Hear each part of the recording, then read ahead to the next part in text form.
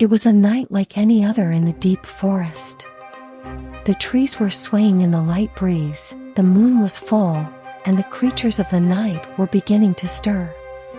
John and Sarah had been out on a romantic walk in the woods and decided that they would spend the night under the stars.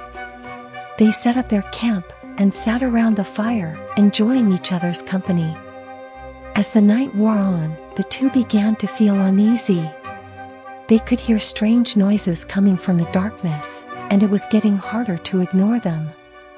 Sarah suggested that they move their camp further away from the source of the unsettling sound, but John was determined that they stay put.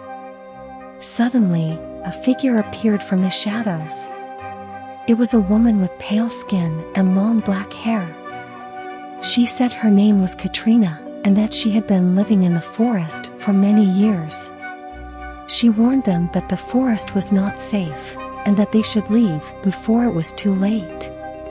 John and Sarah decided to heed the woman's warning, and began to pack up their things. As they did so, they heard a loud howling coming from the darkness. It was getting closer, and they knew they had to get out of there. They started to run, and they could hear the howling getting closer and closer. Finally, they made it to safety and collapsed onto the ground, panting.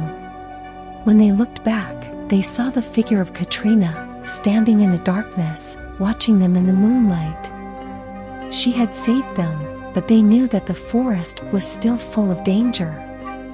They thanked Katrina and promised to never forget her.